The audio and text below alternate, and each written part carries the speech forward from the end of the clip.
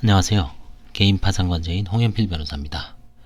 예, 오늘은 간단하게 몇 분 만에 끝내는 개인 파산 면책 상담이라 그래서 제가 이제 휴대전화나 아니면 이제 방문 상담하시는 분들이 이제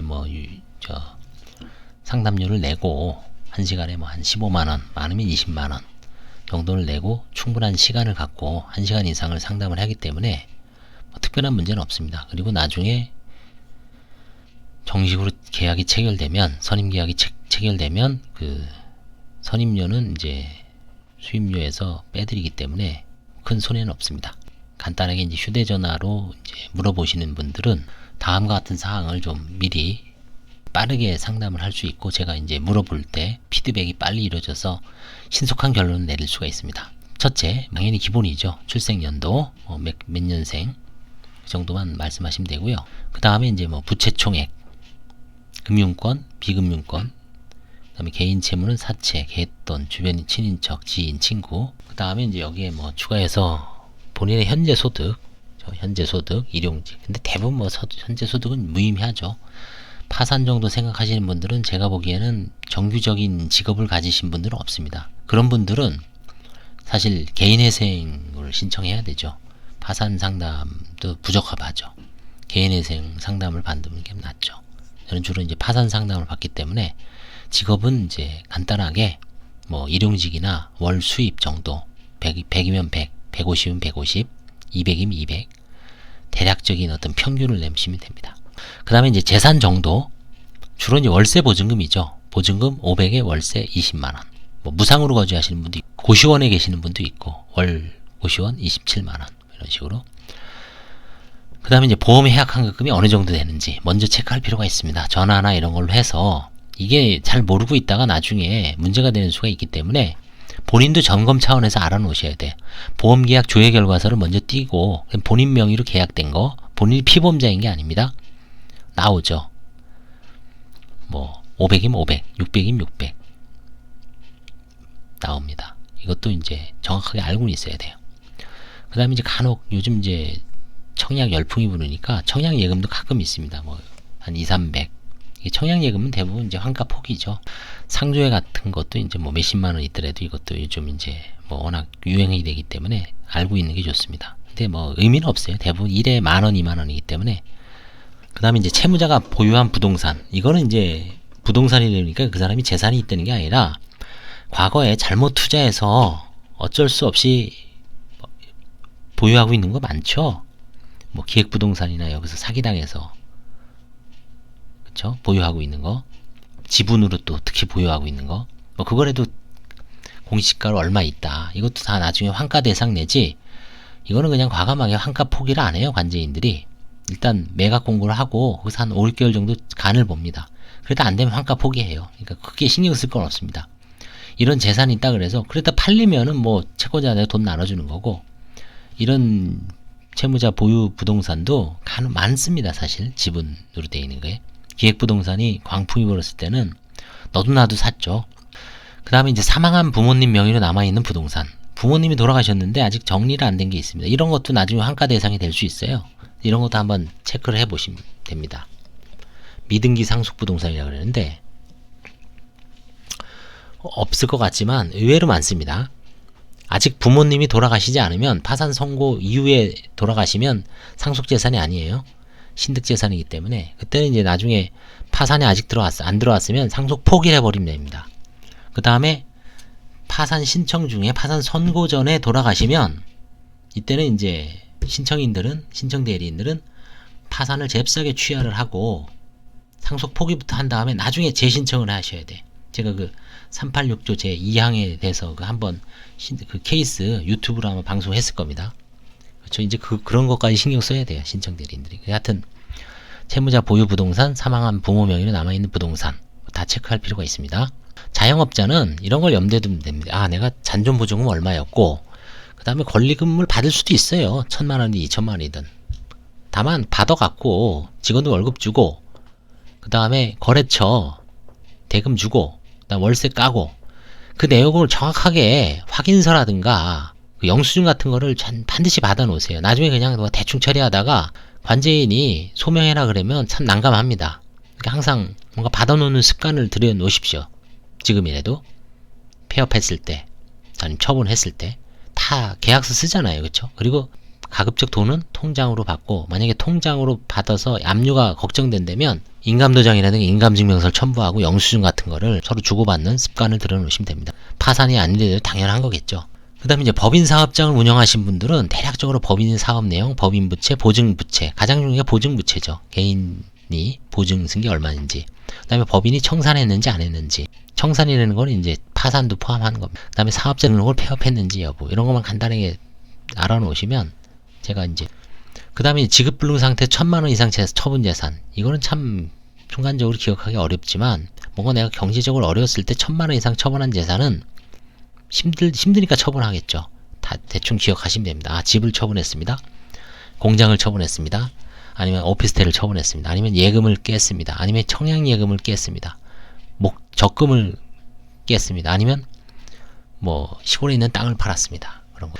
그 다음에 이제 파산 비용이 궁금하시는데, 이거는 뭐 계략적인 겁니다. 정답은 없습니다. 관제인은 아니죠. 신청 대리인들은 많이 받으시려고 하겠고, 소비자들인 채무자들은 가급적 적은 돈으로 사건을 해결하게 하길 바라겠죠. 이거는 어떤 이기적인 인간의 본능에 기한 거기 때문에 결국은 합리적인 거면 이제 시장의 법칙, 수요 공급의 원리에 의해서 해결됩니다. 비싸면 안 하는 거고, 비싸더라도 하고 싶은 사람한테는 하는 거고, 그건 뭐 반드시 어떤 일률적인 게 아닙니다. 대략 그래도 기준이 있어야 되기 때문에 제가 한번 적어봤습니다. 그러니까 채무자 본인이 하더라도 반드시 발생하는 비용이 있습니다. 인지대 송달료인데, 인지대는 2,000원이죠. 근데 송달료는 채권자가 10인을 기준으로 제가 계산해 보니까 파산은 4회분을 내고 면책은 3회분을 냅니다. 4회분 곱하기 10, 40 곱하기 4,800, 4, 46, 48에 32, 19만 2천원인가요? 그 다음에 3회분, 3 곱하기 10, 30 곱하기 3, 42, 38, 20, 14만 4천원. 14만에 19만원 더하면 33만 얼마인데 대략 33만원. 10인 기준일 때. 5인 기준일 때는 5, 4, 20, 20 곱하기 4,800, 2, 2, 4, 8, 2, 8에 16, 9만 6천원. 3회분은 30 곱하기 3, 4, 12, 3, 8에 24. 5회분은 5, 3, 15, 15 곱하기 4만 8천원. 대략 한 10 몇만원 되죠. 그러니까 옛날에 2,720원인 시절하고 비교해보면 거의 2,000원 올랐죠. 2배는 아니지만 거의 뭐 배로 뛰었습니다.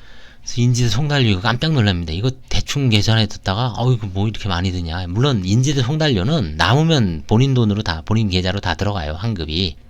아주 복잡한 사건이고 송달이 아주 수십 번 되는 사건은 몰라도 대부분 한두 번 파산재단이 형성이 안 되죠. 그 다음에 채권자들이 이 일을 안 합니다. 그냥 받고 금융기관들 그냥 입 다물죠. 에이, 파산 면책 들어갔구나. 별로 이견이 없어요. 개인 채권자면 많이 여기 와서 이제 뭐 눕기도 하고 판사한테 항의도 하고 끈질기게 이 일을 하지, 금융기관은 관심이 없어요. 이미 부채로 다 처리했기 때문에. 그래서 인지대 송달료도 이게 만만치가 않습니다, 사실. 그 다음에 관제인 선임비용, 현재 원칙이 30만원입니다, 전국적으로. 근데 사건의 난이도에 따라 가감할 수 있는데, 이거 최대 300이 아니라 책에는 300으로 돼 있어요. 개인 파산 제가 읽어보니까 각 주에 300으로 돼 있는데, 거기서 가감할 수 있으니까 뭐 500까지 할 수도 있죠. 제 사건 중에 어떤 판사님은 350을 한 게 있어요. 왜인가 봤더니 기록을 이렇게 읽어보니까 이 사람이 파산 신청 한 6개월 전에 근저당을 사채업자한테 돈을 빌려서 사채업자한테 돈을 꾼 겁니다. 그러니까 그걸 외관상 보면 이게 돈을 받고 꼈는지 동시에 교환한다 그래요. 동시적 교환행위. 아니면 옛날에 돈을 꿔준 거를 그냥 엎어 쓴 건지 이게 명확치가 않아요. 본인이 열심히 소명을 했으면 상관없는데, 뭐 예를 들어서 앞에 있는 걸 대안 다 지우고 뒤에 좀 추가로 해서 일종의 대안 비슷한 거예요. 그래서 추가로 차용한 건데 1순위 4,800을 지우고 6,000을 꾼 건데, 그걸 제대로 안 쓰고 하니까 그 채권자인 서울신용보증재단인가요? 거기서는 이거 부인권 행사 대상입니다. 외관을 보면 딱 맞죠. 그러니까 판사님이 이거 소송해야 될 것 같은데, 관제인이. 그럼 소송 비용이라든가, 또 지방이에요. 여주인가 그래, 또 왔다 갔다 해야 돼. 여주까지 비용이 얼마나 들겠어요. 사실은 350년 합시켰습니다. 그쵸? 그거는 이제 결국은 본인이 신청서를 제대로 못 써서 그래요. 그 변호사나 법무사가 좀 제대로 인터뷰해갖고 이거는 동시적 교환행위로 도저히 부인 대상이 될 수가 없다는 걸 충분하게 소명했으면 판사님이 얼마나 실력이 좋은데 그런 거 이놈 해갖고 뭐 350 때리겠습니까? 안 때리지. 그냥 해봐야 뭐 한 100만원 정도 쓸 거를 제대로 못 써도 의심을 불러일으키면 나중에 된통 망하는 수가 있기 때문에 이것도 잘 해야 됩니다. 물론 다 그런 건 아니고 일부 개별 판사별로 참 개성이 강하기 때문에 그런 분들이 있다는 거지 이거 일반화되는 건 아닙니다. 근데 다만 30만원에다가 좀 플러스 알파가 있다 이 정도. 그러면 이제 채권자가 10명이면 본인이 스스로 하더라도 한 60 정도 60, 70은 있어야 돼요. 5인이면은 한 47만원 50만원 있어야 돼요. 그러니까 채권자가 보통은 5명 되잖아요. 그쵸? 이 뛰는 비용 같은 건 이제 본인 호주머니에서 나가니까 별개입니다. 그래서 몇 달 모아야 됩니다. 돈. 만약에 본인이 아예 이제 오늘부터 채무 불이행을 한다. 내지 마시고 돈을 잘 모아 놓으셔야 돼요. 뭐 현금으로 항아리에 넣어놓든 어떻든 공짜가 없기 때문에 뭐 이걸 내가 경제적 형편이 어려우니까 뭐 싸게 해주겠지. 절대로 그렇지 않아요. 이 변호사들도 다 직원을 부리고 사무실을 운영하기 때문에 어느 정도는 또 일정 정도 돌리려면은 비용을 마련을 해야 되죠. 비용을 채무자를 통해서. 그렇기 때문에 돈을 잘 모아 놓으셔야 돼. 몇 달. 그렇죠? 그래서 뭐 돈을 벌어서 할부로 하시든지. 자, 그 다음에 이제 변호사 수임료. 이건 개별 사건의 사정에 따라 변호사별로 천차만별입니다. 근데 이런 제가 난이도를 한번 나눠봐. 상중하로 3단계죠. 뭐 더 세분할 수 있지만 일단은 크게 한 세 가지로 나눌 수는 있죠. 아주 쉬운 거, 가장 쉬운 거, 아주 쉬운 게 아니라 가장 쉬운 거. 일단 채무자가 많지가 않아요. 뭐 몇 명 안 돼. 한 3명, 5명, 뭐 6, 7명도 많다고 볼 수는 없죠. 10명 미만이면 소수라고 봐야죠. 부채적 금융권이고 그것도. 그 다음에 이렇게 면담을 해봤더니 10년 내 재산 변동이 없어요. 크게 계속 그 보증금 뭐 한 1000, 2000 면제재산 범위 내에서 살아왔어요. 재산 변동이 없어. 그러니까 사실 뭐 관제인 입장에서 조사를 해봐도 털어서 나올 게 없는 분이죠. 이런 분들은. 그 다음에 재산을 이렇게 체크해봤더니 면제재산만 보유하고 있어요. 뭐 예금도 150만원 미만이고 보험해약환급도 뭐 150만원 미만이고 보증금도 서울 기준으로 3,700, 경기도 3,400, 지방 2,000, 그 다음에 기타 1,700. 이 4단계라 그랬죠. 서울 기준으로 할게요. 서울이나 이런 수도권 과밀억제권역 3,700, 3,400만 있어요. 그래서 파산재산 형성 가능성이 없어요. 개인 채권자도 없어. 그러니까 송달에 신경 쓰지 않아도 돼요. 그냥 다 금융권 채권자 한 7건대 있어요. 송달만 내면 끝이에요. 그 다음에 이제 가장 관제 사건에서 많이 문제되는 보편상자, 보증금 변동도 없습니다. 편파 변제도 없어요. 상속에서 속속이는 것도 없어요. 상속 협의 분할에 미등기 상속도 없어. 자, 자영업자도 아니었어요. 그냥 계속 뭐 일용직으로 도 안 좋아. 진단서 이런 거 있죠.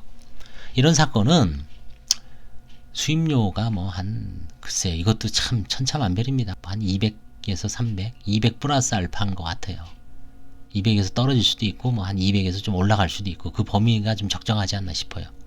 그래도 이게 기본적인 시간은 들고 다 체크를 해줘야 되니 이게 가장 쉬운 사건이고 그 다음에 이제 난이도가 중이 있습니다. 중.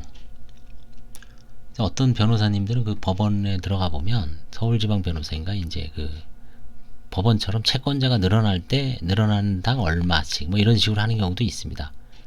근데 이제 이렇게 전체적인 사건의 속성에 따라서 상중하로 저는 이제 나눠봤습니다. 이것도 뭐 개인적인 의견이에요. 하나의 어떤 난이도 중. 채무자가 많아요. 뭐 한 일단 10명 이상 돼. 10명 이상. 10명 이상이면 많다고 봐야 돼. 거기다 특히 개인 채권자가 최근에 보면 37명까지 있더라고요. 엄청 많죠. 뭐 또 상거래채권 옛날에 문구점 하신 분 뭐 한 100명도 봤어요. 100명. 개인 사건에서. 수십 명에서 뭐 진짜 수백 명의 사건도 있겠지만 수십 명의 사건. 그 다음에 좀 어려운 게 3년 내 자영업을 하고 자영업을 했다라고 모든 게 어려운 게 아닙니다. 자영업을 했는데 그야말로 다 홀딱 망했다. 별 불만이 없어요. 별 문제가 없습니다. 근데 3년 내 자영업을 했고 지금 기준으로 파산 신청 기준으로 폐 없이 잔존재산 처분이 문제될 수 있는 사건이 있습니다. 아까 얘기했죠. 권리금, 보증금 같은 게 좀 남아있어요. 그거 반드시 물어봅니다. 그래서 그게 뭐 근로자 임금을 줬는지 상거래 채권자들한테 변제를 했는지 그걸 잘 소명을 해 놓으셔야 돼요. 편파 변제를 한 경우도 많습니다. 그쵸? 작년에 내가 기억하는 게 미장원, 홍익대에서, 홍대인가 어디서 마포인가 서대문 쪽에서 미장원 하시던 분인데 3천 중에 밀리는 월세 빼고 2,700, 700 남기고 2천 자기 아시는 개인 채권자 아주머니 꼭 그분한테는 좀 신세를 지었으니까 2천만 원 갚죠. 사실 그게 정의죠. 우리나라에 한국 사람들이 정의죠. 근데 문제 삼죠. 그거를 아는 순간, 그죠? 그렇다고 또 뭐 그거를 또 3천만, 2천만 원을 뭐 생활비로 썼다는 둥 뭐 말도 안 되는 소리를 하면 의심을 불러일으킬 수밖에 없죠. 그 다음에 최근 5년 내 처분한 재산이 존재하고 5년 내 처분한 재산이 있는데 깔끔하게 문제가 없어요. 경매로 처분됐어. 근데 그냥 이미 처분됐는데 보니까 많이 비어요, 돈이. 편파기가 있을 것 같아요. 그쵸? 그거는 이제 신청 대리인한테는 관제인이 아니지만 충분히 알려줘야 돼요. 그래야 나중에 대비를 하죠. 제대로. 신청 대리인, 변호사까지 쏘이려 그러면 안 되죠. 그쵸? 잘 사실대로 채무자 편이지 뭐 관제인한테 법원에다가 고하는 직업이 아니잖아요. 그쵸? 관제인은 이제 조사하는 직업입니다. 고하는 직업이기 때문에 철저하게 파죠. 근데 대리인도 잘 알고 있어야죠. 결국은 또 파산재단 형성 가능성이 있는 사건. 파산재단 형성이 있으면 일단 오랫동안 조언을 해주고 또 사무실에 와서 시간을 뺐죠. 뭐 소송이 걸리는지 아니면 보험은 어떻게 되는지, 그죠? 보증금은 또 뭐 어떻게 마련해야 되는지. 그 다음에 채권자가 이해할 가능성이 있는 사건. 채권자가 이해할 가능성이 큰 사건. 개인 채권자가 많으면 일단은 이해할 가능성이 있다고 봐야 돼요. 또 거기다 형사고소도 많이 하죠, 요즘. 기소가 아주 그냥 최근에 보니까 기소 사건이 제가 4월 10일 날 보고하는 거는 공판이 지금 예정된 게 벌써 공소장을 제가 3건을 2건을 봤어요. 2건. 한 사건에서는 벌써 1번 타자가 공소 제기하고 기소가 됐고 그 다음에 2번 타자가 고소하고 3번 계속 기소가 될 것 같아요. 그 다음에 이제 뭔가 현재 소송이 걸려있는 사건, 이건 이제 주로 소송이라 그래도 모든 사건이 아니고 사행위 소송 같은 게 걸려있는 겁니다. 채무 초과 상태에서 상속협의 분할로 상속 지분을 포기한 사건, 이건 100% 한가죠. 이런 것 다 골치 아픈 사건입니다. 이걸 알면은 금액이 크면은 파산 안 시키죠. 당신은 그대로 살아라. 돈 뭐 상속지분 포기한 게 몇백이면 몰라도 막 억이 넘는 경우도 많아요. 그런 경우는 대부분 포기하죠. 그 다음에 보편상자 체크 시 체크사항 발견된 사건이죠. 아까 보증금, 상속, 자영업자, 그 다음에 편파행. 그 다음에 법인 운영자가 법인 파산을 선행적으로 파산 신청하여 정리한 사건. 이런 건 그래도 조금 난이도가 밑에 거보다 낮습니다. 이런 경우는 수임료가 보통 한 300에서 500 정도 될래나요? 그 다음에 난이도 상. 이건 뭐 아주 특수한 사건인데 이 난이도 중 플러스 혼인 중 형성 재산이 문제되는 사건, 이혼 재산 분할이 문제되는 사건. 주로 이제 부부 재산입니다. 채무자는 아무것도 없는데 배우자가 뭔가 좀 잘 살아요. 그럭저럭. 아니면 뭐 자녀 명의로 뭔가 문제가 되는 사건이 있어요. 위장 영업을 하거나 아니면 뭐 좀 그게 관제인한테 발견될 가능성이 높은 사건이죠. 그 다음에 난이도 중 사건이 규모가 좀 큰 거. 뭐 일단 뭐 사업이 공 하나 더 붙는 거죠. 난이도 중은 뭐 해봐야 뭐 보증금 몇백에 월세 몇백인데 이런 경우는 뭐 좀 그거보다 더 큰 사건이 있죠. 업체도 많고 뭐 수년간 단연간 뭐 음식점 그 다음에 뭐 여러 가지로 운영한 사건이. 밥 많이 먹으면 똥을 많이 싸죠. 그것처럼 뭔가를 많이 버려놓은 사람은 파산에서도 조사할 게 많아요. 사실은 그런 거는 사실 비용도 대리인도 비용을 많이 받으셔야 돼. 그래야지 이제 오랫동안 제대로 도움을 줄 수 있죠. 서비스니까. 법인 파산 운영자의 법인 청산이 진행되지 않은 사건. 그래서 이런 거는 뭐 이런 사건은 많지는 않습니다. 그래봐야 1년에 한두 건 정도 되니까 대부분의 사건은 아까 그 한 300에서 500 범위 내에서 수림한다고 보면 돼요. 거기다 이제 뭐 부부 파산 같으면 좀 더 받고 좀 모자 파산, 모녀 파산, 가족 파산이면 할증해서 받죠. 같은 비슷한 거니까. 그래서 되게 뭐 한 200에서 2, 3, 4 정도, 2, 3, 4, 5 그 정도 범위 내에서 수렴할 것 같아요. 어려운 거일수록 뒤로 가고 좀 올라가고. 이거는 제 이른 기준입니다. 이게 뭐 이거보다 훨씬 못 받는 변호사님도 있을 수가 있고, 그건 개별적으로 이제 상황에 따라 틀린데, 이런 그 기준으로 하고 있다는 걸 좀 알아두셔서, 이제, 내 사건은 좀, 그 정도는 알고 가야 돼요. 본인 사건이 상, 중, 하에 어느 정도 되는 사건인지를 알아야지 되게 그 수임료를 이제 범위가 차이 나지만 여기서 이제 어떤 변호사는 300 받고 어떤 변호사는 200 받지만 이런 사건 같은 경우는 200 정도에 해결할 수 있는 변호사는 없을 겁니다. 누구든지 2, 300이면 300까지는 할 수도 있지만 200으로 이 사건을 해달라고 할 때는 좀 문제가 되죠. 마찬가지로 이런 사건도 2, 300에 할 변호사들은 드물 거예요. 사실은. 그러니까 거기에 합당한 좀 할증 요금을 붙인다고 생각을 해서 어차피 서비스잖아요. 저희도. 그쵸? 이 집마 하사건 같은 경우는 어떻습니까? 진짜 없는 분들은 서울금융복지재단 법률구중단 통해서 하면 오히려 국가에서 돈을 대주면서 하죠. 사실은. 그죠? 변호사 비용도 소송구조 신청받고 어떻게 보면 그런 분들이 여기로 가야 되는데 100% 또 해당되는 게 아니잖아요. 그쵸? 그게 기초생활수급자라든가 이런 장애인 한부모가 난이도 하락을 해서 여기에 해당되는 게 아니죠. 그쵸? 100%. 그러니까 일반인들 중에서는 이제 그런 걸 잘 구분을 해서 상담을 받고 본인 사건이 어느 거에 위치하는지를 좀 개별적으로 알 필요는 있습니다. 감사합니다. 도움이 되셨다면 좋아요와 구독을 눌러주시기 바랍니다.